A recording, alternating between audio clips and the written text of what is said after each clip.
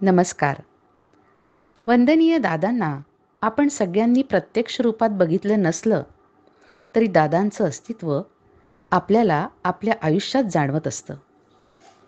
प्रत्यक्षपणे आपल्याला हळूवार जो आनंद देत असतो, तो वारा आपल्याला दिसत नसला तरी त्या वाऱ्याची झुळूक आपल्याला जाणवते. तसंच दादांचं अस्तित्व आपल्या सगळ्यांच्या आयुष्यात आहे. आपण सर्वांनी आपल्या अनुभवातले दादा जाणले आहेत किंवा आपण पुस्तकांमधून जे वाचले आहेत तेवढेच दादा आपल्या सर्वांना माहिती आहेत. पण कार्याच्या सुरुवातीपासून दादांसोबत जे सेवक होते त्यांनी जेवढं जवळून दादांना बघितलं आहे, त्यांना जो दादांचा सहवास लाभला आहे तो सगळ्यांनाच लाभला असं नाही आणि सगळ्यांना अनुभव पण सारखेच आले असंही नाही. दादांचे विविध पैलू आपल्याला या सर्वांशी आपण जेव्हा प्रत्यक्षात भेटू तेव्हा कळतात. पण सगळ्यांनाच जे ज्येष्ठ सेवक केंद्रप्रमुख आहेत त्यांना भेटणं शक्य नाही. तेव्हा ज्या गोष्टी आपण पुस्तकात नाही वाचल्या, पण ज्या गोष्टी या सगळ्यांच्या हृदयात कायमच्या कोरल्या गेलेल्या आहेत, असे अमृतानुभव आपल्याला माहीत नसलेले दादा, दादांच्या आठवणी या सर्व भक्त भाविकांपर्यंत पोहोचाव्यात या दृष्टीनं गुरुसंवाद ही मालिका आम्ही आपणासमोर प्रस्तुत करीत आहोत. या मालिकेमधून आपण न ऐकलेले, आपल्याला माहीत नसणारे वंदनीय दादांसोबतचे या सर्वांचे सुखद क्षण अशा सर्व ज्येष्ठ गुरुबंधू भगिनी आणि केंद्रप्रमुखांकडून घेतलेल्या या मुलाखती आपण सर्वांना मार्गदर्शक आणि येणाऱ्या तरुण पिढीला प्रेरणा देऊन प्रोत्साहित करून कार्य पुढे नेण्याला निश्चितच मार्गदर्शक ठरतील. या सर्व मुलाखती या चॅनलवर आपणास बघायला मिळणार आहेत. तेव्हा या अमृतानुभवांचा आपण सर्वांनी लाभ घ्यावा ही आपण सर्वांना विनंती. शुभम भवतु. गुरुसंवाद मालिकेअंतर्गत आजची मुलाखत आहे डॉक्टर निलेश कोरडे यांची, जी रेकॉर्ड करण्यात आली आहे त्यांच्या निवासस्थानी फोंडा केंद्रावर. ही मुलाखत आपण 2 भागांमध्ये प्रक्षेपित करणार आहोत. तरी आता ऐकूया मुलाखतीचा भाग 1. डॉक्टर निलेश कोरडे, सौ सुनंदा वैद्य, श्री जगदीश लोणके, आपण सर्वजण या ठिकाणी गुरुसंवाद या विषयामध्ये आपण मुलाखत घेणार आहोत. ती डॉक्टर निलेश कोरडे आणि सुनंदा वैद्यजी, आणि त्याची सुरुवात आता मी करत आहे पहिल्या प्रश्नाने. वंदनीय दादांच्या कार्यात आपली भेट केव्हा व कशी झाली याबद्दल कृपया तुम्ही सांगा.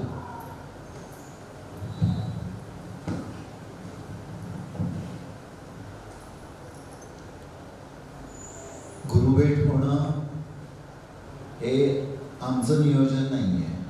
गुरुभेट होणं हे त्यांचं नियोजन आहे. आधी पुष्कळदा आम्हाला वाटलं की गुरु भेटले, पण खरोखरच आपल्याला गुरु भेटले, आपण गुरुंना भेटलो की आपल्याला गुरु भेटले, हा प्रश्न आहे. याचं कारण असं आहे की आमच्या घरात ज्यावेळी दादा आले ते एका वेगळ्याच रूपामध्ये म्हणण्यापेक्षा सिच्युएशन वॉज टोटली डिफरंट.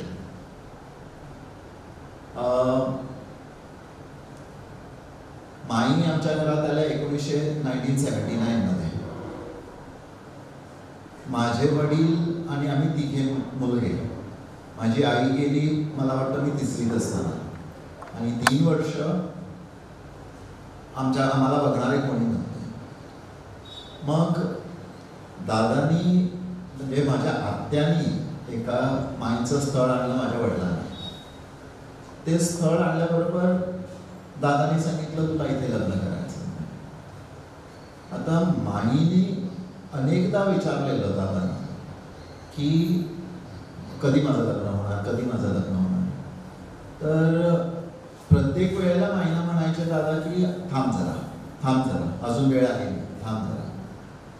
आणि शेवटी गळ्यात काय बांधलं की एक विदूर ज्याचे 3 मुलगे आहेत.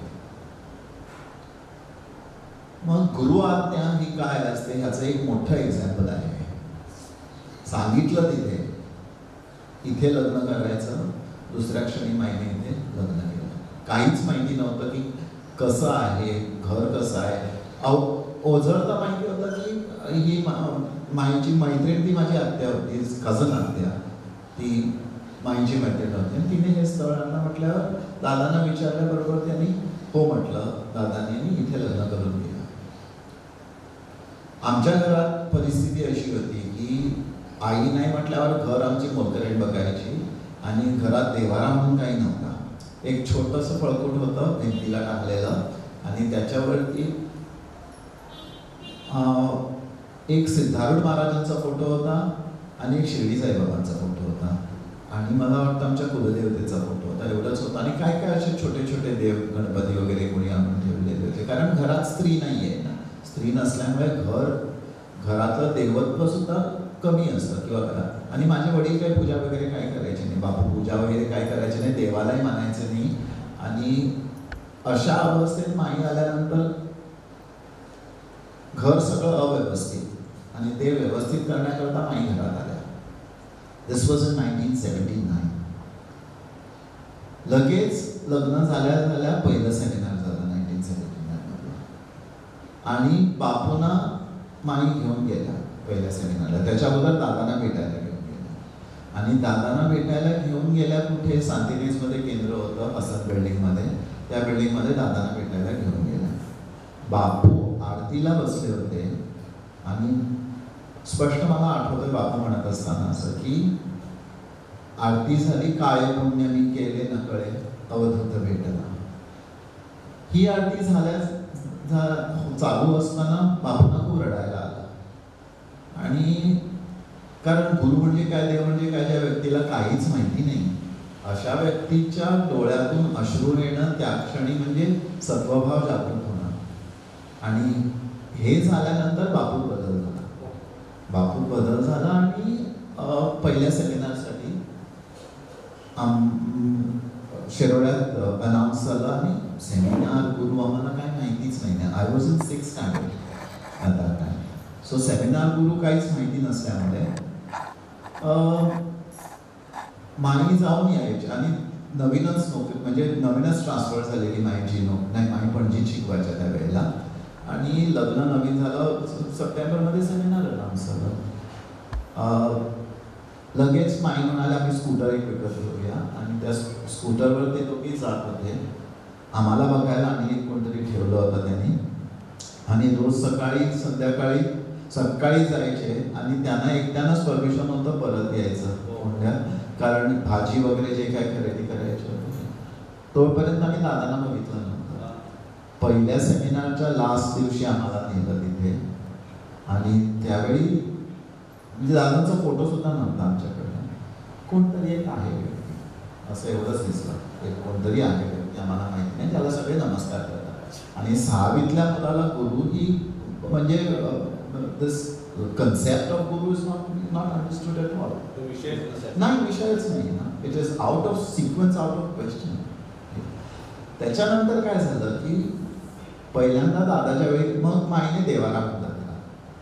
देवारा म्हणला, त्यावेळी सांगितलेला म्हणजे देवारा करून घेतला दादाबाबांच्या फोटोमध्ये, की एक व्यक्ती आहे कोणतरी याची पूजा करायला सांगितलं असं म्हटलं. आणि त्याच्यानंतर दादा घरी आले, आमच्या घरी आले, आणि कोणतरी माईचे कोणतरी घरी येतात आपल्याला, एवढंच माहिती होतं मला. असं खूपशे पदार्थ करून ठेवलेले घरात, आणि आम्ही लहान मुलं, आम्ही कधी खायला मिळतो का बघायचं ते, पण इट वॉज नॉट सेल्फ. खूपशे पदार्थ करून ठेवल्यानंतर दादा आले. लाईट ग्रीन कलरचा शर्ट घातला होता आणि ब्लॅक कलरचे ट्राउझर घातले. I have a very focused memory of this. आले आणि असे बसले, आणि माई आणि बापू पुढे बसलेले अशा. तर माईने नमस्कार केला, आणि ते माझ्यावरचा राग तुमचा जाऊ द्या. दादा म्हणाले, मूर्ख कुठली, तुझ्यावर राग कुठला आहे माझा. आम्ही असं बघत होतो सगळं. आम्ही पूजा केली दादांची, आणि खायला दादा म्हणाले, मी काही खाणार नाही. मी काही खाणार नाही म्हटलं, फक्त मला एक कप दूध किंवा चहा द्या. आधी एक चहा घेतला, नंतर दूध घेतलं. 1 कप दूध आणि चहा घेतला आणि दूध घेतला, तेवढंच घेऊन दादा गेले. बऱ्याच वर्षांनी असा म्हणजे का दादानी का खाल्लं नाही तिथे त्यावेळेला, नंतर येईल तुझ्या घरी खायला. तर ज्या वास्तूत आम्ही राहत होतो आणि ज्या ठिकाणी आम्ही राहत होतो वरचा बाजार, तिथे नेहमी म्हणजे दररोज रात्री बार्स असायचे, ते उघडे असायचे आणि 1-2 वाजेपर्यंत लोक कोण झोपायचेच नाही, नुसता दंगा असायचा. आणि एव्हरी डे त्या रस्त्यावर एक ॲक्सिडेंट व्हायचा आणि दररोज लोकांची भांडणं व्हायची. एव्हरी सिंगल डे अशी भांडणं की एकमेकाची डोके फोडीपर्यंत भांडणं अशी असायची. आणि हे चालू असायचं. For us it was just normal. आम्हाला काही वेगळं वाटलं नाही याच्याबद्दल. तर दादा येऊन गेल्यानंतर दादानी सांगितलं नंतर मी का खाल्लं नाही तुझ्याकडे, तर 17 व्यक्ती होते माझ्यासाठी थांबलेले तिथे. 17 व्यक्ती होते माझ्यासाठी थांबले. त्या बिल्डिंगमध्ये आग लागली होती आणि तिथे खूप जण असे मरण पावले होते. मेनी पीपल हॅड डाईड होते. 17 लोक होते असे. त्यांचं सगळं निवारण करून तुझ्या घरी काय खाणार असा प्रश्न. हो, this is the first time I ever saw somebody called as Dada. पण काही माहिती नाही ना त्यावेळेला.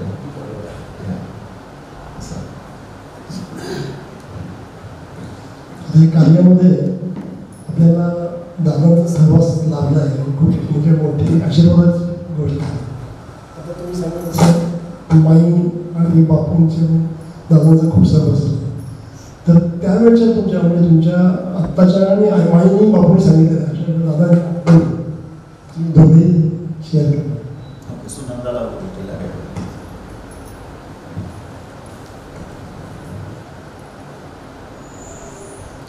गुरुविषयी बोलणं आणि आपले अनुभव इतरांपर्यंत पोहोचवणं ही फार मोठी गोष्ट आहे. हा योग आहे. त्याच्यामध्ये शब्द आणि अश्रू हे एकमेकांची तू पुढे का मी पुढे अशी अवस्था झाली. कारण शब्द बाहेर यायला अश्रू थोपवत आहेत आणि अश्रू बाहेर येऊ नको म्हटलं तर शब्द थोपवत आहेत, अशी माझी सध्या अवस्था झाली. आता इथे आपण हा गुरुविषयी बोलण्याचा जो कार्यक्रम आहे त्याच्यामध्ये गुरूंना पाहिलेले जे आहेत किंवा गुरूंना अनुभवलेले जे आहेत, गुरूंना भेटलेले जे भक्त भाविक किंवा गुरुबंधू भगिनी आहेत त्यांच्याविषयी खरं बोलणं चालू आहे. त्यातली मी गुरूंना अनुभवले आणि अनुभवते अशी एक व्यक्ती आहे. 10वीत असताना 87मध्ये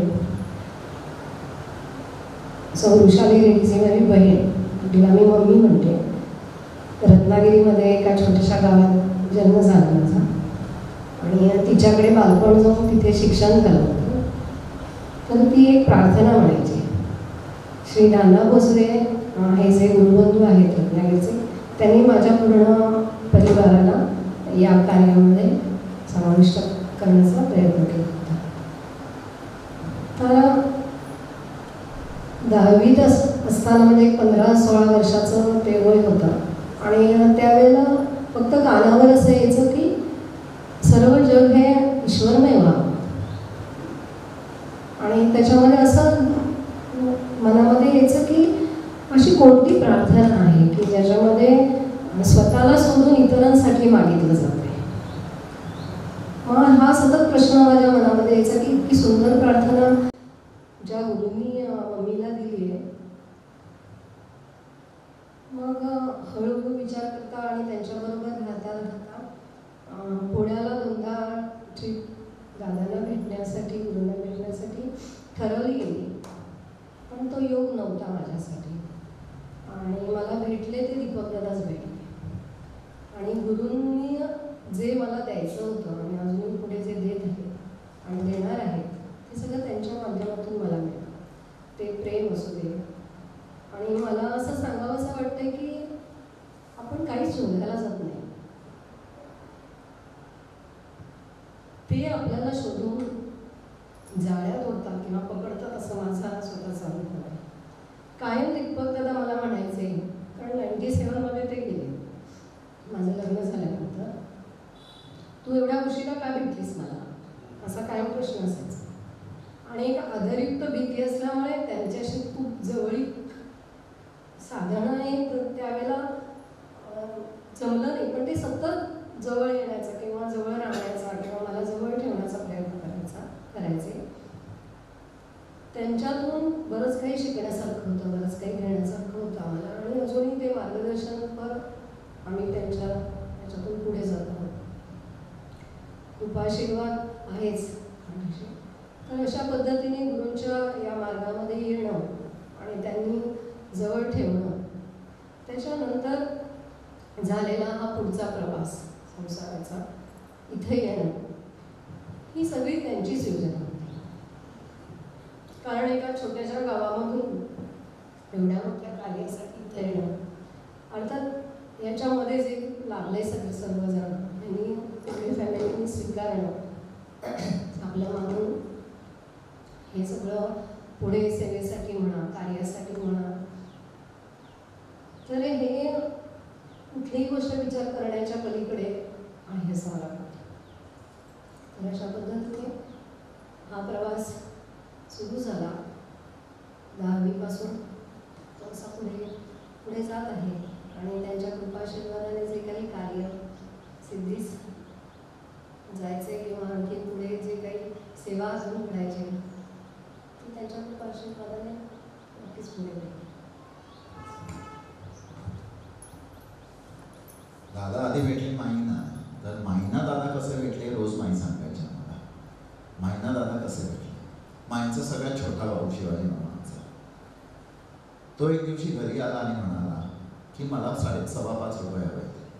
तर का, तर पप्पूच्या घरी कोणतरी आलाय आणि तो पहिला नंबर देणार आहे. शिवाजी मामा होते 6वीत त्यावेळेला. पप्पूच्या घरी कोणतरी आले, त्याला ते तो वाचतात पहिला नंबर आणून देणार, मला 5.5 रुपये हवे किंवा 5.25 रुपये हवे भेटायला पाहिजे.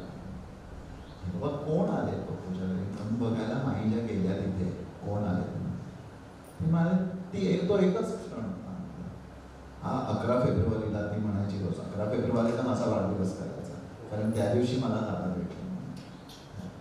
सो तो क्षण होता, आणि त्या दिवशी दादा भेटले मला. तो एकच क्षण म्हणजे एक निमित्त कारण लागतं. छोट्या भावाने त्यांना आपल्या गुरुपर्यंत नेऊन पोहोचवलं, आणि सगळी फॅमिली माईची गुरुमाई झाली. सगळी फॅमिली म्हणजे एकूण एक व्यक्ती माईच्या, सगळ्या बहिणी आणि सगळे भाऊ आणि माईचे आई वडील हे सगळे दादांकडे जायला लागले. हा माईंचा अनुभव मी व्यक्त करतो, कारण ते आता नाही आहे. नंतर प्रत्येक वेळेला दादांच्याच गोष्टी सांगायच्या की दादानी असं केलं, दादानी तसं केलं, दादा असं करायचे, किती प्रेमळ होते माझ्यावर. म्हणजे फॅमिलीज असतात, फॅमिलीजमध्ये डिस्टर्बन्सेस असतात एकमेकाच्या व्यक्तीसमोर. It is a family and that is a build. असाच काहीतरी त्यांना त्रास झाला आणि खूप रडू आलं. इतकी रडली गुरुकडे जाऊन, दादांकडे. तर दादा जेवत होते, माई बाजूला बसला. असं माईच्या डोक्यावरून हात फिरवला आणि आपण खात होतो त्याच्यातला एक भाग काढून माईच्या तोंडात घास भरवला. माझं सोनं दे म्हणाले.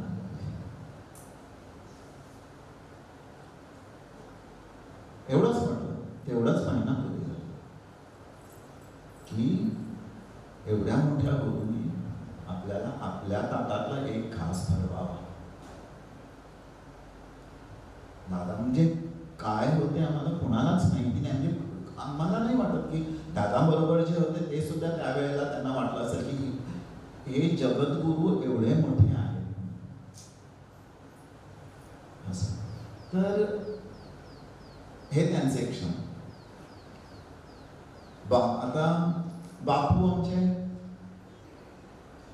त्यांचे थोडेसे गुण माझ्यात आले की बापू वॉज अ स्टेज लवर आणि यूज टू लव्ह ग्लॅमर. अगदी म्हणजे नाटकात काम करायचं आणि सगळं. तर 1980मध्ये एक नाटक आलं, त्याचं नाव होतं असंच आणि इतकंच, आणि त्याच्यात बापूंनी रोल केला होता आणि दिल्लीत नाटक होतं नाटक. तर बापू गेले सांगायला आम्ही असं असं जातो आणि दिल्लीत बाबांना भेटून येतो, कुतुबुद्दीन बाबांना. आल्याबरोबर दादाने विचारलं, भेटले का बाबा? भेटले का बाबा म्हटलं, कारण त्यांचं जाणं म्हणजे काहीतरी डिफिकल्टी आली आणि काहीतरी जाणं झालं नाही. भेटले का बाबा हे आठवत आहे मला. आणि म्हणाले, ह्याच्या पुढे जगाच्या समोर तोंडाला रंग लावून थांबायचं नाही. ह्याच्या पुढे जगाच्या समोर तोंडाला रंग लावून थांबायचं नाही. त्या क्षणी बापूंनी नाटक करायचं सोडलं. खूप आवडायचं त्यांना मनापासून नाटक करणं. हा आणि एक अनुभव झाला.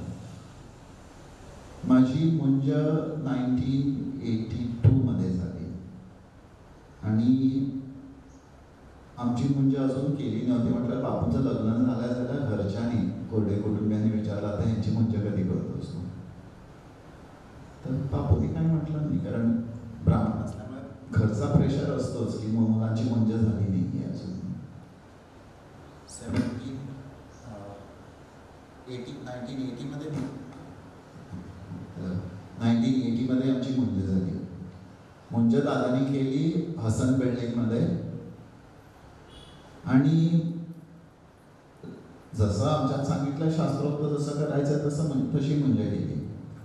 आणि ह्या सगळ्या गोष्टी माईने आधी शिकवलेल्याच, गुरु ब्रह्मा गुरु विष्णू गुरु देव हे म्हणायचं, प्रार्थना म्हणायची, सगळ्या माईने सक्तीने शिकवल्या होत्या. आम्ही काय चांगली मुलं नव्हती. ह्या खूप टू मिस्चेवियस, व्हेरी मिस्चेवियस. ह्या तर सक्तीने बसून माई शिकवायच्या त्या जबरदस्तीने. तर मुंज करताना आम्हाला बसवलं गेलं असं आणि जानवी घालायची वेळ आली.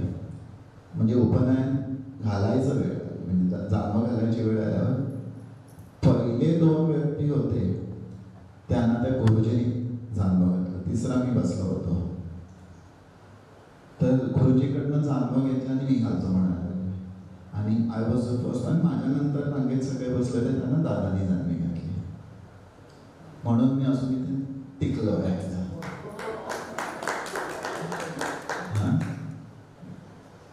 नंतर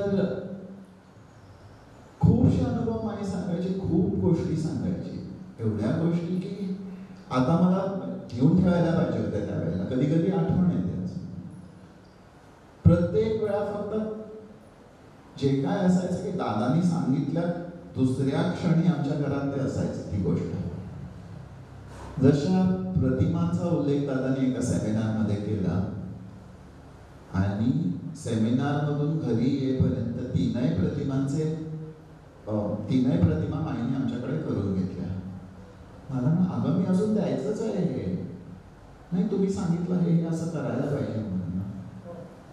म्हटलं कारण प्रतिमा आणि महाकारण प्रतिमा या 2च प्रतिमा साईशत त्यावेळी केली नव्हती. कारण प्रतिमा आणि महाकारण प्रतिमा दोन्ही आधी करून घेतल्या. म्हणून आमच्या घरात ज्या आहेत, इतरांच्या घरात प्रतिमा आहेत त्या साच्यातल्या आहेत, आमच्या घरातल्या प्रतिमा वेगळ्या दादांनी स्वतः घेतल्या आणि त्या दिल्या आमच्यापर्यंत. आय थिंक 1986 मध्ये गुरुप्रसादाचं प्रकाशन झालं आणि गुरुप्रसादाचं प्रकाशन शक्तिपीठावर झालं. माझ्याबरोबर म्हणजे अजून 2 माझे क्लासमेट्स होते जे शक्तिपीठावर पोहोचले आणि एक डॉक्टर होता इंग्लंडमध्ये आहे. आणि प्रत्येक घरात एक गुरुप्रसाद असं दादा वाटत होते. त्यावेळेला त्या दोघाही मुलांना तो गुरुप्रसाद देण्यात आला माझ्याबरोबरच्या. दादानी कधी विचारलं नाही तुम्ही कोण आहात, काय आहे, काहीच नाही.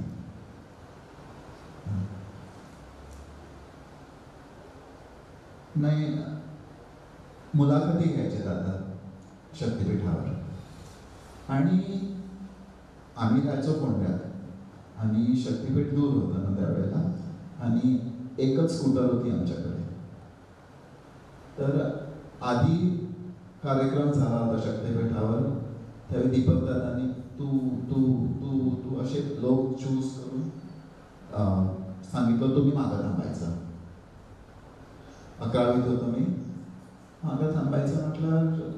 आम्ही थांबले. जानेवारीचा महिना होता. का म्हणून सांगितलं, उद्यापासून संध्याकाळी मुलाखतीला 4 वाजता यायचं. बरं, माई बापू सारखे गेले आणि आम्हाला बस नाही कॉलेजमध्ये मधून. त्याच्यानंतर जेवून बस पकडून राजेश आणि मी, माझा थोरला भाऊ राजेश आणि मी, दोघे जण आम्ही मुलाखतीला जायचो. फोंडा ते पणजी, पणजी ते परभणी अशा 2 बसेस बदलून जायचो. माझं काय की माझं शिक्षण सगळं इंग्लिशमध्ये झालंय, त्याच्यामुळे मला मराठी जास्त येत नाही. आणि राजेश कॉन्व्हेंट स्कूलमधून, म्हणजे मोठा भाऊ राजेश कॉन्व्हेंट स्कूलमधून 4थीतनं 5वीत गेला आलमेदामध्ये, आणि त्याने मराठी जास्त शिकली माझ्यापेक्षा. मी 6वी 7वी 8वी पर्यंत 3च वर्ष मराठी शिकलो आणि नंतर 8th 9th 10th पासून फ्रेंच. म्हटलं मला मराठी काही जास्त फास्ट लिहिता येत नव्हती, काही समजत नव्हतं. त्यावेळी दादा जे काय बोलायचे, I would translate that in English and write it. कारण मला मराठीतनं लिहिताच येत नव्हतं. विश्वाची कुंडली काढून दाखवलेली त्यांनी, असं सगळं त्यावेळेस. पण समजायचं नाही जास्त, पण माई एक्सप्लेन करायच्या नंतर फक्त काय होतं, अनुकरण करायचं. त्यावेळेला हे असं असं सांगितलंय, तुम्ही हे करायचं का म्हणून, नो का, this is what you are suppose to do, this is what you should do, this is what you will do. आता आम्ही मुलांना सांगतो ना, मध्ये ब्रेकफास्ट खाऊन तरी केलं तरी चालेल, काही नाही. हो, आमच्या वेळेला कसं होतं की सकाळी बापू नोकरीला 6 वाजता जायचे. 7वी 8वीत असतानाच आम्ही पूजा करायला लागलो तिथे. गंध उगाळणं आम्हाला कठीण होत होतं, पण तरी ते उगाळायचं. माही 6:30 वाजता नोकरीला जायची, आणि 6:30 वाजता नोकरीला जायची त्यावेळी पोळ्याचं पीठ, चपातीचं कणिक भिजवून ठेवलेलं असायचं. आपली आपली पोळी करा, खा, पूजा करा, आणि मग 8ला स्कूलला चला, 8:45ला स्कूलला चला, असं एवढं स्ट्रिक्ट होतं. आम्ही ज्यावेळी हसन बिल्डिंगमध्ये जायचो त्यावेळेला ब्रेकफास्ट न घेता जायचं, फक्त 1 कप चहा पिऊन जायचा सकाळी. घरी येईपर्यंत 1 वाजायचा आम्हाला. वाटेत काही खायला परवानगी नव्हती. आता ज्यावेळी माई या मुलाला म्हणत होती ना, म्हणजे तिच्या नातवंडांना म्हणायची की ना तू खाऊन चल किंवा काय कर, असं मी म्हणायचो, तू आम्हाला कधी असं नाही केलं आहे. हो, खूप सोपं करून ठेवलं. आम्हाला कधीच असं नाही केलं तुम्ही की आम्हाला एवढं स्ट्रिक्ट ठेवलं. पण त्यावेळी काय होतं की सिद्धता चालू होती, हे आम्हाला माहिती नव्हतं ना. सिद्धता सगळी त्यावेळेला चालू होत होती. म्हटलं खूप असे लोमटे काका सांगतील नियम खूप घातले होते. पर अन्न वर्ज्य होतं, कुठे बाहेर शिजवलेलं अन्न खायचं नाही, बाहेर खायचं नाही, हॉटेलमध्ये जायचं नाही. कित्येक असे रूल्स रेग्युलेशन्स होते आम्हाला. आणि त्याची कारण, आणि दुसऱ्याकडे खायचं नाही, दुसऱ्याने शिजवलेलं घ्यायचं नाही, काय कोणाकडे गेलं तर फक्त फळ किंवा दूध खायचं. लोमटे काका सांगतील, होय ना लोमटे काका सांगतील. हे सगळे आम्हाला नियम लागू पडले. आणि जरी आम्ही लहान होतो त्यावेळेला वाटलं नाही कधी असं, आणि सांगितलं म्हटलं आम्ही फॉलो करायचं. There is no way, there is an alternative situation. किंवा 1 वाजता भूक लागायची ना, लहान पोरं आम्ही, भूक लागायचीच. 1 वाजता घरी येऊन नंतर माही जेवण करणार, आणि नंतर आम्ही ते जेवणार. सणावारी तर असं कायम असायचं. आणि मिक्सर वगैरे काही नव्हते. आम्ही गोव्यातली माणसं, आम्हाला खोबरं वाटलेलं लागायचं. मग ते वरवंट्यावर खोबरं वाटायचं आणि त्याच्यातनं आमटी करायची. It would take a long time. दुसरी गोष्ट माहिती अशी होती की मोलकरणीच्या हातातून जेवण घालून येणार असं म्हटल्यावर हे सगळे दादांचे नियम कशाला, की जो व्यक्ती अन्न तयार करतो त्याच्या मनातले विचार त्या अन्नात उतरतात, आणि त्याच्यामुळे तुमच्यात जे बदल होणार की त्या विचारापरी ते बदल होणार. म्हटल्यावर अन्न शिजवायचं हे घरच्या स्त्रीने शिजवायचं, कुक ठेवायचा नाही, मोलकरण ठेवायचे नाही, खायचं. तुम्ही भाजी कापून घ्या किंवा खोबरं खाऊन घ्या, पण ह्याच्या व्यतिरिक्त गॅसकडे शिजवायला मोलकरणीने जायचं नाही. हे खूप रिजिड पाळलं. म्हणजे हे सगळे अनुभव का व्यक्त करतो की आता एवढं सोपं करून दिलंय दादाने, एवढं सोपं करून दिलं आणि आपण त्याचा किती गैरवापर करतोय. हे सगळे नियम आताही लागू होतात आपल्याला, पण it is what we need to follow. What is compulsory for a Guru Bhakta to follow? What is compulsory for a Sevak to follow? That these are rules and regulations for all of us. त्यावेळेला होते आणि आता नाही आहे तसं नाही आहे. आता फक्त तुम्हाला अजूनही सोपं करून दिलंय, कारण हो सहज करून दिलंय.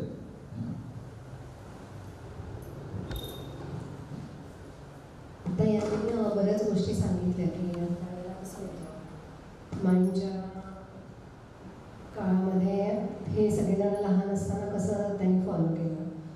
आता यांनी प्रत्यक्ष दादाला बघितलं आहे, त्यांचा अनुभव घेतला आहे, त्यांच्या सहवास त्यांना मिळाला आहे. पण मला मुद्दामून असं सांगावं लागतं की आम्ही बघतोय ती फक्त शक्ती अनुभवतोय, ती शक्ती स्वरूप अनुभवतोय त्यांना. आणि त्याच्यामुळे हा जो विश्वास आहे आताच्या आमच्यासारख्या पिढींसाठी ज्यांनी दादांना बघितलं नाही, ज्यांनी आता मी दीपकदादांच्या सहवासामधून पुढे गेली, पण कदाचित काहींना दीपकदादांचा पण सहवास लाभला नसेल, तरी आम्ही आत्ताची पिढी विश्वास ठेवून या कार्यामध्ये समाविष्ट झाली. म्हणजे नक्कीच हे विश्वासाचं जे कार्य आहे ते फार मोठं आहे, ते त्यांनी योजलेलं आहे. तर मला असं सांगायचं की आरतीला जायचं आहे, साधनेला जायचं आहे, ह्या वेळेला त्यावेळेला आम्हाला काही म्हणजे जे आत्ता सहज सुलभ म्हणतोय आपण उपलब्धता आहे त्यावेळेला नव्हती. ते सांगतात तसं लवकर उठून जायचं, ब्रेकफास्ट करणं हे घरी कधी 1 वाजता वगैरे आरतीतून किंवा साधनेवरून परतू तेव्हा सगळं असायचं.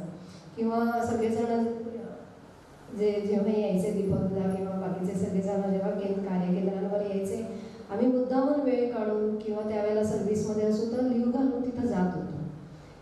म्हणजे मला असं वाटतं की ते आमच्या थ्रू होतच नव्हतं. म्हणजे अजूनही मी मगाशी तुमच्याशी बोलले तेव्हा असंच म्हटलं मी की हे एक मानव म्हणून किंवा एक स्त्री म्हणून आम्ही ठरवून असं होत नाही आहे, हे तिथूनच येत आहे आणि हे तिथूनच कार्ययोजना म्हणून आमच्या थ्रू ती घडवून आणली जाते, केली म्हणण्यापेक्षा घडवून आणली जाते. तर मला माझं असं एवढंच मत होतं की तो पिरियड म्हणजे तो कालावधी जो आधीचा आहे तो खूप खडतर होता आणि त्याच्यातून ती सगळी सिद्धता आणि आता सहज दिलेलं आहे. म्हणजे पंचपक्वान्नाचं ताट वाढलेलं आहे, सगळं आहे तयार, आता फक्त आपण ते सेवन करायचं. आता सेवन करायचं म्हणजे ज्या मार्ग घालून गेलेला आहे त्याच्यात कुठलाही बदल न करता आपल्याला दिलेलं आहे ते घ्यायचं. म्हणजे आता मी म्हटलं की वाढलेलं आहे, पक्वान्न आहे आपल्या पुढ्यात, आपल्याला त्याच्यात काही मीठ साखर काही नाही घालायचं, जे आहे ते फक्त सेवन करायचं आहे आणि तेव्हा प्रार्थना करायची की मला मिळालं आहे, इतरांना नाही मिळालं आहे. हा जेव्हा दृष्टिकोन पुढे जाईल तेव्हा त्यांनी जे ईश्वरमय व्हावा, प्रत्येक सृष्टीतला प्रत्येक जण हा ईश्वरमय व्हावा, हे जे त्यांचं आहे ते एक फक्त मानवासाठी नाही आहे, निसर्गाशी जोडूनच केलेलं आहे. त्याच्यामुळे निसर्गातली प्रत्येक घटक निसर्गातला मानवासहित हा त्यांच्या कृपाशीर्वादाने त्याचं जे काही कार्य असेल ते पुढे घेऊन जाईल. नंतर आली वेळ केंद्र स्थापन व्हायची. आता शक्तीपीठ स्थापनेला आम्ही होतो 1983 झालं शक्तीपीठ स्थापना. केंद्र म्हणजे काय कोणालाच माहिती नाही आमच्याकडे, फक्त शक्तीपीठाला आपण जाऊन यायचं, त्याला आपण गादी म्हणायचो त्यावेळेला. हो गादी म्हणायचो. तर आम्ही सगळे गादीवर जाऊन यायचो, दर रविवारी असायचं, साधना असायच्या वेळी सांजवार. दादाने माईंना प्रसाद दिला पूजन करताना. आता ह्याच्या अगोदरही ते दादा माईंना खूपदा प्रसाद दिलेला पूजन करता आणि त्यावेळी त्या प्रसादावेळेला माईला वाटायचं की माझ्या लग्नाकरता हा दिला प्रसाद. पण it was not like that. लग्न झाल्यानंतर बाबा माईने येऊन प्रसाद दिला. प्रसाद दिला आणि याचं पूजन करायचं. मग एक दिवशी सांगितलं तुमच्याकडे केंद्र स्थापन करायचं. आता खूपशा लोकांना वाटलं होतं की बापू माईने हे मागून घेतलंय आमच्याकडे केंद्र. केंद्र हे काही मागून घेण्यासारखी गोष्ट नाही आहे. Is something which they select. मग तुमच्याकडे केंद्र स्थापन करणार म्हटल्यावर आई म्हणाले माझा नवरा आता चाललाय केंद्रात, त्याला काय करतोय, आणि मला तर काही म्हणजे मला काही याची जबाबदारी पेलवणार की नाही माहिती नाही. दादा म्हणाले बघ, केंद्र तू स्थापन केलंयस का? नाही. केंद्र मी स्थापन केलंय का? नाही. मग केंद्र कोणी स्थापन केलंय? ज्यांनी केंद्र स्थापन केलंय ते केंद्र कसं चालायचं किंवा चालवायचं ही त्यांची स्वतःची जबाबदारी आहे. त्या जबाबदारीनुसार ते केंद्र चालवणार. तू फक्त जे काय सांगितलंय तेवढंच करायचं आहे. केंद्र स्थापन करताना खूपशे लोक येऊन गेले आमच्याकडे. आमचं छोटं घर होतं आणि त्या घराच्या एका बेडरूममध्ये, म्हणजे वरच्या बाजारात आम्ही राहत होतो ते, त्या एका बेडरूममध्ये आम्ही छोट्याशा हॉलमध्ये बेडरूममध्ये केंद्र स्थापन केलं. आणि रोज आरती करायची नाही, एव्हरी डे. आणि आजूबाजू नेबर्स होते, त्यांच्या मुलांना घेऊन आम्ही आरती म्हणायची आणि ओंकार शिकवायला लागले. म्हणजे अजूनही ज्यावेळी माझे जुने मित्र किंवा नेबर्स आम्हाला भेटतात त्यावेळी सांगतात, त्यावेळी माई अशा करायच्या ना, हो, की आम्हाला सांगायच्या ओंकार करा म्हणून, ओम म्हणायला लागायच्या. आणि असं वाटायचं की समुद्राच्या तळाला जाऊन आम्ही बसलोय. हे त्या मुलांचा अनुभव त्यावेळी. प्रत्येक व्यक्तीचं त्या बिल्डिंगमध्ये होते, प्रत्येक व्यक्तीचा उद्धार झाला आहे. अशी एकही व्यक्ती उरली नाही त्याचा उद्धार झाला नाही. आणि केंद्र स्थापन झाल्यानंतर फरक काय बघितला आम्ही, की रोज साधना व्हायची तिथे. आणि पहिल्यांदा काय व्हायचं की नवनाथ पारायण असायचं. पहिल्या साधनेचं स्वरूप आहे नवनाथ पारायण असायचं. त्यावेळी माहिती नवनाथ पारायण करायचे आणि आम्हाला ते कळायचं नाही काय काय. पण मांडी घालायची पद्धत कशी होती की पद्मासनात बसायचं होतं. आता सोपं केलंय आपल्याला. पद्मासनात बसून 108 वेळा नवनाथांचं पारायण करायचं. हे रोज माही करायची त्यावेळेला. हळूहळू असं दिसून आलं की ज्या परिसरात आम्ही राहायचो तिथे बार्स 11 वाजेपर्यंत बंद व्हायला. जी बार्स रात्री 2 वाजेपर्यंत उघडी असायची आणि लोक दंगा करायचा, ते 11 वाजेपर्यंत बंद झाली. आणि भांडणं जी व्हायची लोकांची जवळजवळ 90% कमी झाली. 10% here and there would say. Accidents about 5% accidents उरले. हो, 95% ॲक्सिडेंट्स बंद झाले. कृपाशीर्वाद कसा महत्वाचा, म्हणजे आपलं वातावरण शुद्ध कसं होतं, वातावरण शुद्ध कसं होतं ह्याचा एक अनुभव आहे हा. की दादानी सांगितलं आहे and this is what we practically experienced. तशाच माहिती पद्धत कशी होती की आपल्याबरोबर जे कोण आहे त्यांना सगळ्यांना कार्याबद्दल बोलायचं.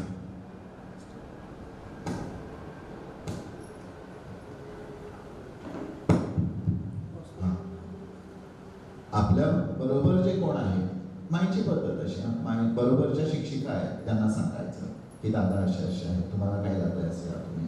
म्हणजे प्रत्येक व्यक्ती जी आपल्याला भेटते त्या व्यक्तीला आपल्या गुरुसंबंधित बोलणं. प्रत्येक व्यक्ती. माहितीये, तुम्ही हे कधी वाचलंय का, तुम्ही हे बघितलंय का, दादा असं म्हणतात की काही ना काही करून तरी त्या बोलायच्या आणि सांगायच्या. अशा अनेक माईंच्या सहशिक्षिका कार्याशी जोडल्या गेले. माई शिक्षिका होते जी शाळेत अनेक माईंच्या सहशिक्षिका कार्याशी जोडल्या गेल्या, ज्यांनी घरात प्रतिमा नेल्या, ज्यांच्या घरात. म्हणजे कार्याचा विस्तार कसा करायचा हे प्रॅक्टिकली आम्हाला माईकडून बघायला मिळालं. आणि हे दादानी सांगितलं होतं की हे असं व्हायला पाहिजे. म्हणजे ती सगळं अंमलातच आणायची काय. एकदा गुरु आज्ञा झाली की त्या गुरु आज्ञेचं 100% पालन करायचं. केंद्र स्थापन झाल्यानंतर आम्हाला म्हणजे अनेक वेळा लोकांकडून ऐकायला आलं की तुम्ही का केलं. आमच्या स्वतःच्या फॅमिलीकडूनच ऐकायला लागलं. कारण वेदांतिक बॅकग्राऊंड असताना सुद्धा तुम्ही हे काय मुसलमानांचा देव आणून तुम्ही घरात बसवलाय असं म्हटलं सुद्धा आहे. बट ते बेटर. गुरुंना जास्ती माहिती आहे, आम्हाला काय माहिती नाही त्याच्याबद्दल.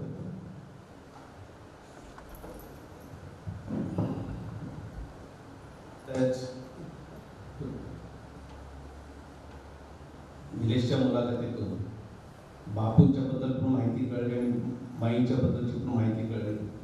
अनेक गोष्टी आपल्याला नवीन होत्या त्या आपल्याला ऐकायला मिळाल्या. तर बापूंच्याकडे आम्ही जेव्हा सेमिनारसाठी यायला लागलो तेव्हा पहिल्यांदा बापू एकदा म्हणाले की मी विजापूरला नाटकासाठी येत होतो. तर तेव्हा आम्हाला म्हणजे आज ते क्लिअर झालं की नाटकामध्ये त्यांना एवढा इंटरेस्ट का.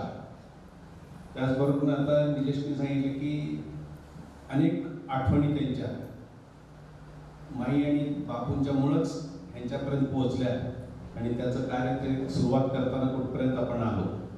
आता पुढचा असा एक प्रश्न आहे की दादा ज्या वेळेला भक्त भाविकांशी बोलायचे, त्यांच्याशी संवाद करायचे, त्यावेळेला त्याला सोपं किंवा सहज असं जे काही सांगायचे त्याच्यात तशातल्या कुठल्या आठवणी आपल्या कशा आहेत का?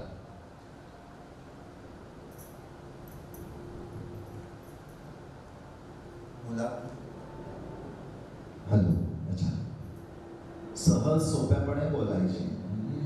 सर्वसामान्य व्यक्ती जशी आपण एकमेकाशी बोलतो, आपला संवाद एकमेकाशी कसा असतो, that is the same way दादा सगळ्यांकडे बोलायचे. असं कधीच वाटलं नाही की दादा is a Guru of a very high level. असं कधीच त्यावेळेला वाटलं नाही. कारण सामान्य माणसं बोलतात तशीच बोलायचे, वेगळं काय नाही. व्यवहार त्यांचा, वागणं त्यांचं सगळं सामान्यासारखंच असायचं. आपण म्हणून वेगळा कोण असं कधीच हे केलं. पण खूप मुश्किल होते आणि he would poke fun at everybody असं.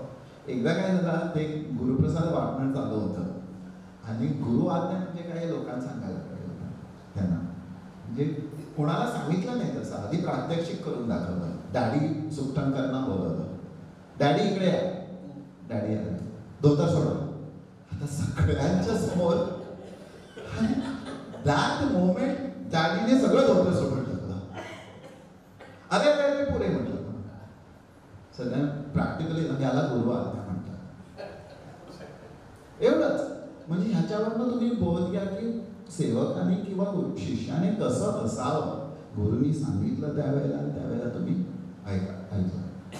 अनेक असे प्रसंग आले की आम्हाला समजायचं नाही. कधी संचार अवस्था असत होती ना, त्यावेळी it would be very difficult to follow because खूप हळू बोलायचे दादा. आणि अजून संचार अवस्था ही काय आहे आम्हाला माहिती नव्हतं. मध्येच दादा का असे झाले. एकदा असं एक व्यक्ती बाई म्हणा समाधी लागली आहे का त्यांची. आणि म्हटलं इतक्या लवकर समाधी म्हणजे काय. It is too early. आम्ही तर आताच भेटलोय. समाधी लागली का त्यांची असं नाही. मग संचार अवस्थेच्या वेळी ते बोलायचे खूप वेगळे बोलायचे आणि तोंडावरचं एक्सप्रेशन खूप वेगळं असायचं. आणि उदी देताना अनेक वेळा हातावर उदी देऊन असा हाताला हात लावायचे किंवा असं करायचे. खूप म्हणजे you could feel that something is different. ह्याच्यात रोज उदी देताना दादाची उदी द्यायची पद्धत चिमूट अशी करायची आणि तुमच्या हाताला स्पर्श करून हाताच्या मधोमध उदी ठेवायची. ही दादाची पद्धत होती. आणि संचार अवस्थेतले दादा असे खूपच वेगळे होते.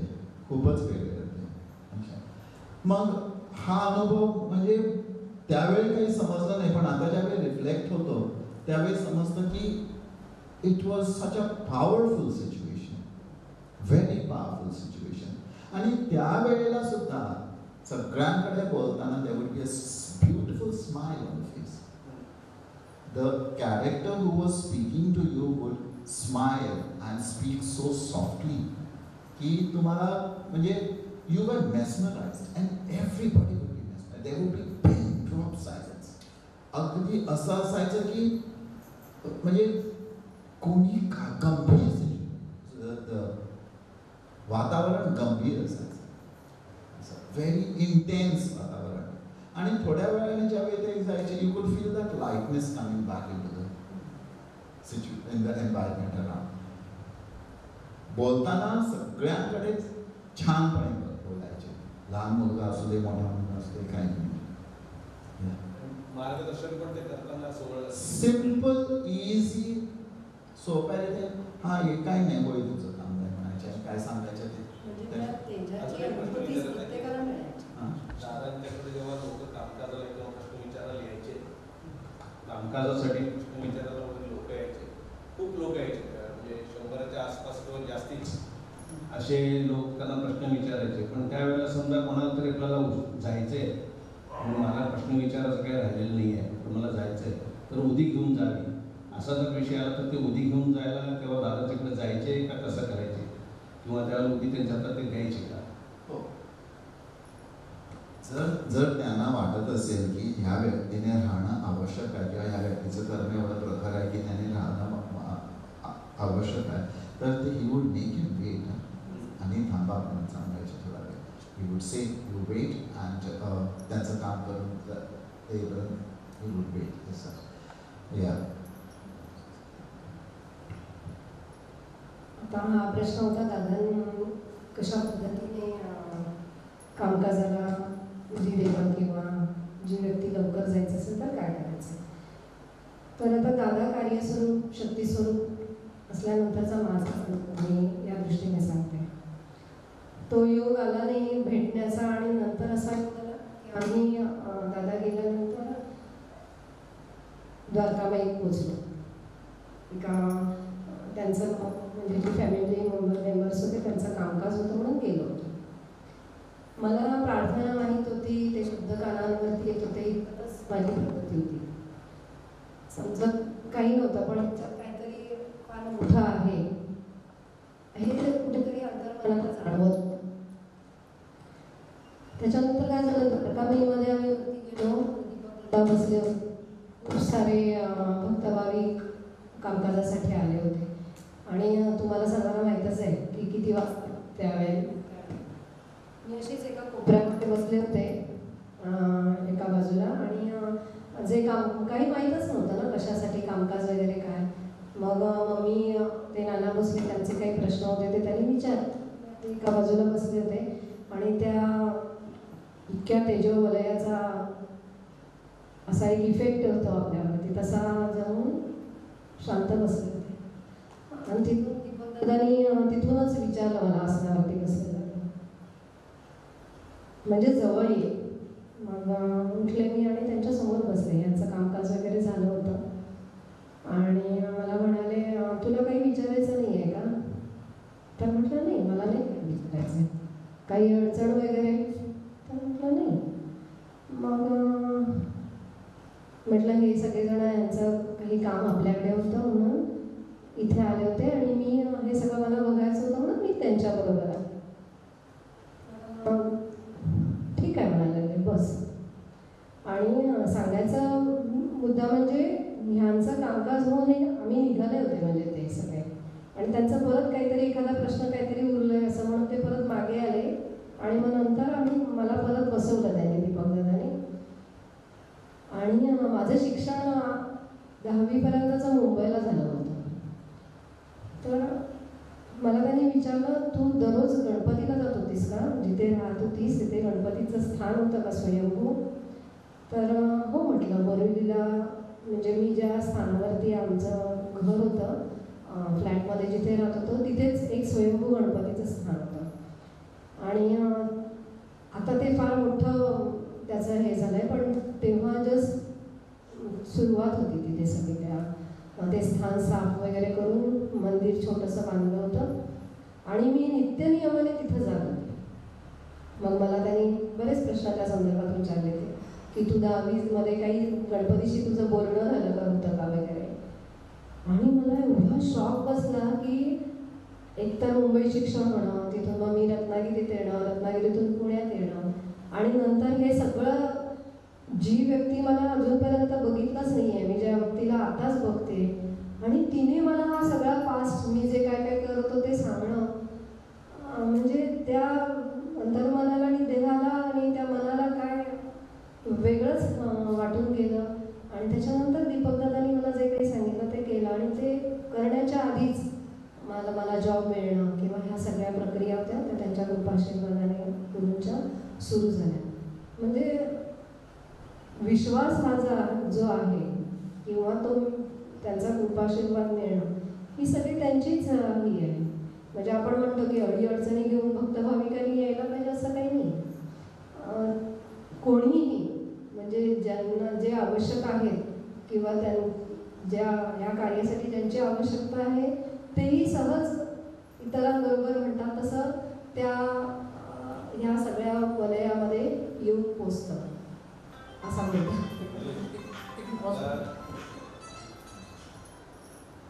बाकीच्यांना मार्गदर्शन दादा करायचे तसाच तुझा स्वतःचा असा अनुभव काही आहे का जो मार्गदर्शनाचा तुझ्या उपयोगी पडला?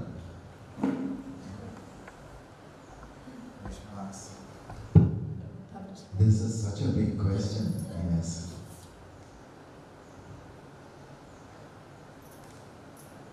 जसे बापू रंगीन मिजाजाचे होते तसाच मी पण रंगीन मिजाजाचा. I would love glamour and all the things, and I didn't want to learn anything. I want to choose something else that's different. Always, yeah. काही काळ मला घरापासून दूर ठेवलं दादानी. 12वीत एका ठिकाणी जे तिथे कोणी नाही, इथून सुरुवात झाली. 12वीत मला ड्रॉप घ्यावा लागला होता कारण इंटेन्शन होतं मेडिकलला जायचं आणि त्याच्या हिशोबाने मी अभ्यास करायचा आणि रात्र जागून अभ्यास करायचा. आणि असं झालं की बायोलॉजीच्या पेपरच्या अगोदरच्या रात्री मला हॉस्पिटलाइज करावं लागलं आणि हॉस्पिटलाइज खूप उलट्या झाल्या. मला हॉस्पिटलाइज केला. दुसऱ्या दिवशी मी पेपर लिहायला गेलो पण ड्रग्सचे साईड इफेक्ट्समुळे मला पेपर लिहिता आला नाही. अर्धा पेपरच पूर्ण करून मी घरी आलो. मग हो, ड्रग्स म्हणजे औषधं. हो. तर त्याच्यानंतर मी काहीच करत नव्हतं. मग दादांना बापूने विचारलं ह्याला काय करायचं. मग दादानी कुठंतरी पाठवा म्हटलं. तिथे मला पाठवलं शिकायला. नंतर तिथे पहिली मी मराठी शिकलो. महाराष्ट्रात पाठवलं. This the first time. I got 37 marks in Marathi. Not bad. Yes. ते झाल्यानंतर 12वी झाली. माझे रिझल्ट लागला माझा. 3 मार्क्समुळे मला गोवा मेडिकल कॉलेजमध्ये एंट्रन्स मिळालं नाही. आणि बापूंचा ॲक्सिडेंट झाला होता आणि बापूचा पाय मोडला होता आणि बापू वॉज बेडरिडन. मी म्हटलं काय करायचं नाही. त्यावेळी दादांना विचारायचं असं वगैरे काय माझ्या मनात आलं नाही किंवा माईने पण विचारलं नाही. ॲडव्हर्टाइजमेंट आली अशी गोवा न्यूजपेपरमध्ये की ज्या स्टुडंट्सना आयुर्वेद शिकायचं आहे कारण गोव्यात आयुर्वेद कॉलेज नाही आहे म्हणून ज्यांना आयुर्वेद शिकण्याची इच्छा आहे त्यांनी अप्लाय करावं. आता माझं घराणं वडिलांच्या बाजूने जे आहे, माझी आजी वडिलांची आई जी होती ती वैद्याच्या घराण्याची होती आणि प्रख्यात वैद्य होते तिचे काका वडील आजोबा सगळे. वैद्य म्हणजे आयुर्वेदा प्रोफेशनल वैद्य. मग आफ्टर 12 आणि 3 मार्क्स कमी I decided okay I will do something else. I don't know what. He advertisement आल्यानंतर मी एका प्लेन पेपरवर अप्लाय केला आणि ते गव्हर्नमेंट ऑफ गोवाला सबमिट केलं. एक डॉक्युमेंट सुद्धा जोडला नाही त्याच्याबरोबर. फक्त माझे मार्क्स आणि ॲप्लिकेशन घातला आणि दिलं. सप्टेंबरमध्ये मला ॲडमिशन मिळालं म्हणून आला. मग ॲडमिशन मिळालं नाही. ॲडमिशन मिळालं कुठे? बँगलोरला मिळालं ॲडमिशन. बँगलोरला मिळालं ॲडमिशन म्हटलं आमचे कोणच ओळखीचे नाही आहेत बँगलोरला. आणि मी अप्लाय करताना म्हटलं होतं इदर बॉम्बे, नागपूर और Nanded because at least I could speak Marathi. Bombay, Nagpur and Nanded were the 3 centers I had chosen and I was given Bangalore. Bangalore दिले म्हटल्यावर आता माई म्हणायचं दादांना सांगून येतो शक्तीपीठावर जाणे. मी दादांना सांगायला आलो. ब्लू कलरची लुंगी नेसली होती आणि यांचा सगळाच भाग घातला होता त्यांनी त्यावेळेला शॉर्ट आणि बसले होते झोपाळ्यावर शक्तीपीठावर. मी गेलो सांगितलं असं असं आहे मला असं असं ॲडमिशन मिळालं आहे त्याचं. अरे वा छान म्हणाले. Very nice. तर कधी जातोस? कुठे जाणार? बँगलोरला गेल्यावर कुठे जाणार? मला माहिती नाही म्हटलं कुठे जाणार. अरे दीपक त्या देसाईंचा पत्ता आण. आणि त्यांना एक चिठ्ठी लिहून दिली. देसाई म्हणून त्यांना चिठ्ठी लिहून दिली आणि मला बसल्या ठिकाणी तिथे उदी घेऊन ये म्हणाला. झोपाळ्यावरच बसून त्यांनी मला उदी दिली आणि good luck. These were his words. I have been living on that. That good luck. I actually very much. नाही सुरू करते जातं ब्रेक केलं होतं. नंतरच्या आयुष्यात झालं माझ्या की बँगलोरला गेलो, आयुर्वेदाचं एज्युकेशन घेतलं. तिथे पण खूप मस्ती केली, अभ्यास जास्त केला नाही, लॉट ऑफ मस्ती केली. आल्याबरोबर गोव्यात पहिलं आयुर्वेद कॉलेज सुरू झालं आणि तिथे मला नोकरी करायला लागली. पण त्यावेळी माझी इच्छा होती MD करायची आणि दादा गेले होते. MD करायची म्हटलं, दीपक दादा म्हणाले आता नोकरी करायची, आता नोकरी करायची. आपल्याला त्यावेळी कळत नाही, आपली बुद्धी अशी असते की मला हे पाहिजे आणि हे मला वेगळंच करायला लावत आहे. तो क्षण आपल्या आयुष्यात आपल्याला त्याचं महत्त्व कळत नाही, पण जे आपले मोठे असतात किंवा गुरुबंधू असतात किंवा गुरूंच्या आदरणीय स्थानं असतात त्यांना ते सगळं त्यावेळी अवगत असतं. म्हटलं आता नोकरी करायची. म्हटलं त्याचं मामा म्हटलं मला MD करायची. तर म्हणायला लागले MD तुझी होईल, पण सध्या नोकरी कर, आता नोकरीची गरज आहे. तुम्हाला सांगतो, नोकरीच्या दुसऱ्या वर्षी मला अशी MD करायला मिळाली की इथे नोकरी करून पुणा युनिव्हर्सिटीमध्ये MD करायला मिळाली. हे which is a very rare thing. आणि कुठल्या स्तरावर vice chancellor of Goa university wrote to the vice chancellor of Poona university asking for this special permission. हे स्पेशल परमिशन घेऊन आपल्याला नोकरी करायला दिली. नोकरी केल्यानंतर MD करायला मिळाली. MD केल्यानंतर 3 वर्षांनी मी MD करून आलो आणि माझं first promotion as an associate professor or leader झालं. म्हणजे 24व्या वर्षी नोकरी केली, नोकरीला लागलो मी. 29 I became an associate professor, which was very young. By the time I was 35, I was promoted as the youngest professor in the field. म्हणजे हे काय असतं, this is just a measure. I am not talking greatness about myself, माझ्याबद्दल स्वतःबद्दल काय सांगत नाही, पण गुरु आशीर्वाद दिल्यानंतर गोष्टी कशा सुलभ आणि सुखदपणे होतात की आपल्याला काहीच त्रास लागत नाही. केवळ विश्वास ठेवायचा की ह्यांनी हे सांगितलंय म्हटल्यावर हेच करायचं. आपली बुद्धी चालवायची नाही त्यावेळेला, आपण आपली बुद्धी चालवू नये त्यावेळेला. म्हणतात मार्गदर्शन ते सगळं करत आहे.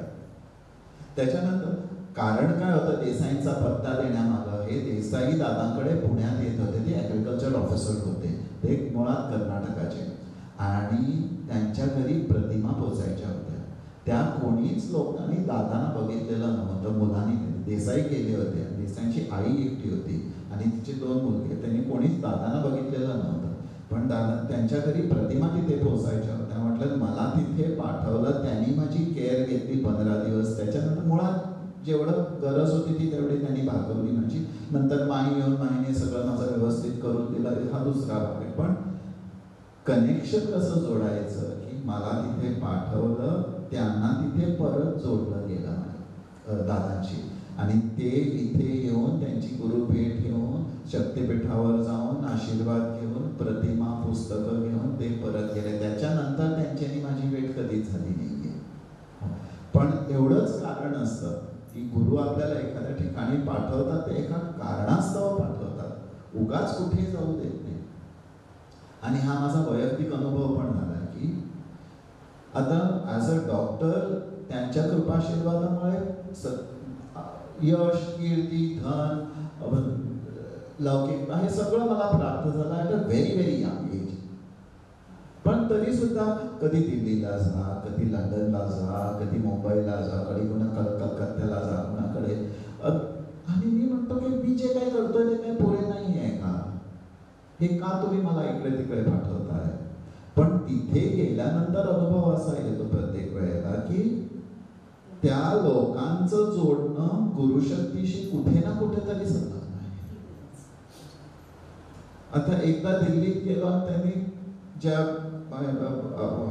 जे one of the biggest lawyers in Asia, Luthra म्हणून आहे, त्यांची आई माझ्याकडे आली आणि तुम्ही काय करतात, मग तुम्ही असे ते तुम्ही खूप तेजस्वी दिसताय, तुम्ही काय करतात असं म्हणून शी आस्क्ड मी. म्हटलं काय नाही, आम्ही फक्त आमच्या गुरुनी सांगितली ती साधना करतो.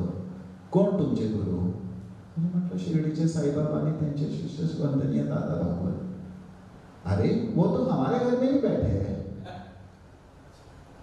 म्हटलं हाँ, किसी ने हमारे मार्ग घर में आके शिरडी साई बाबा की इतनी बड़ी मूर्ति लाके बिठाई है.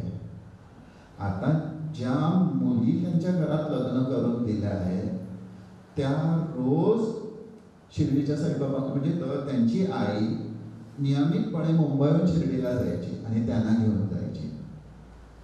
त्या घरात ज्या म्हणजे त्यांना मुलं नव्हती आणि आता होणंही शक्य नव्हतं, त्यांनी अडॉप्ट केलेली.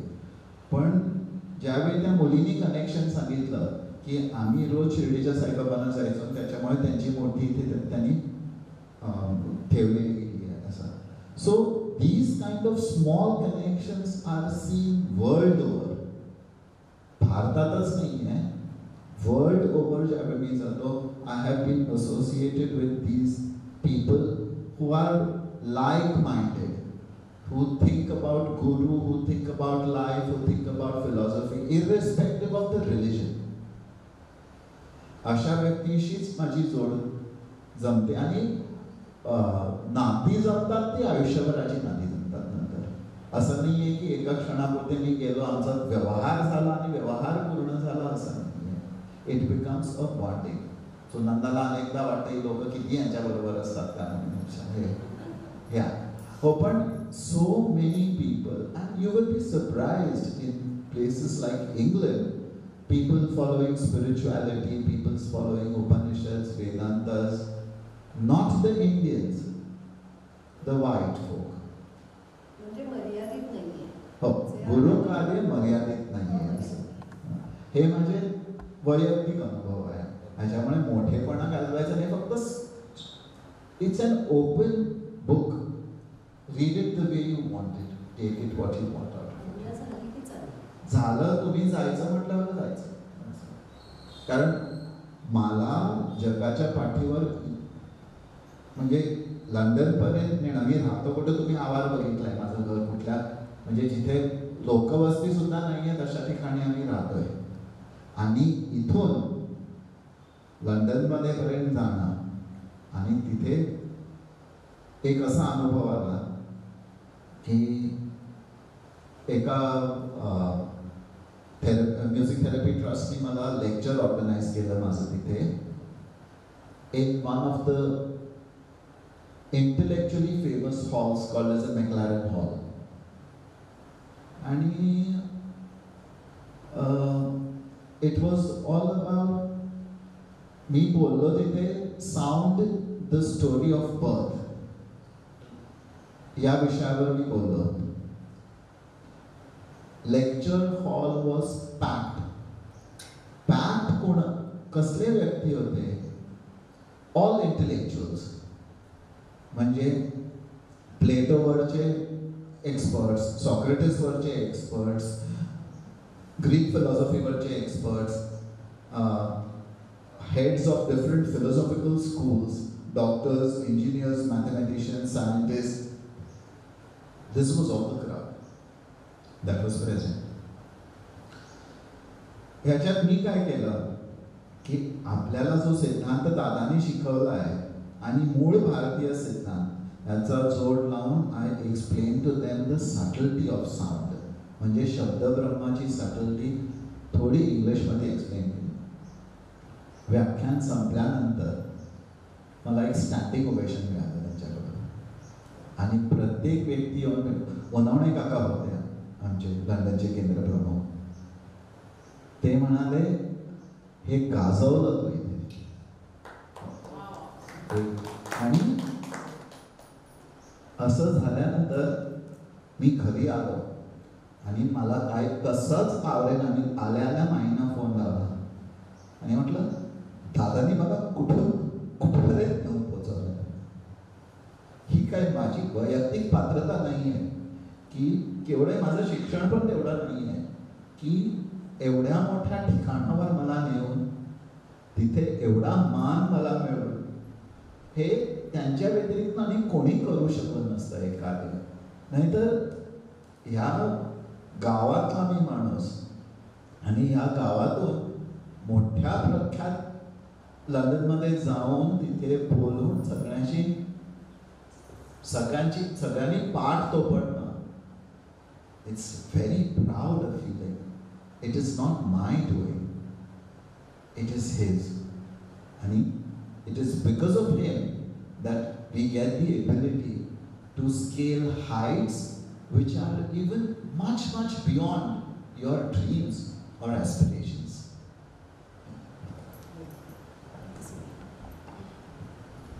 खरं तर आपण म्हणत असतो सारखी की आपली पात्रता नाही, आपली पात्रता नाही असं आपण म्हणत असतो. पण मला तर असं मुद्दामून म्हणावं असं वाटतं की ज्या अर्थी त्यांनी आपल्याला जवळ ठेवलंय, ज्या अर्थी त्यांनी आपल्याला सांभाळलंय, आणि त्या अर्थी आपण नक्कीच पात्र आहोत ना. जर त्यांना एखादी गोष्ट नको असेल किंवा ही अडचण आहे किंवा ही गोष्ट चांगली नाही तर ती नक्कीच दूर जातात. सो ह्यांचे इतके अनुभव आहेत. खरं तर एक मोठा त्याच्यावरती हेच होईल, प्रबंध कसाच होईल. इतके जगभरातले सगळे अनुभव आहेत त्यांच्या पाठीशी की गुरु कसे कार्य करून घेतात. आणि त्यांनी तर म्हटलंच आहे की मी जसं स्वतः आहे तसं प्रत्येकजण जर बनला तर हे कार्य सर्वांपर्यंत पोचायला वेळ लागत नाही.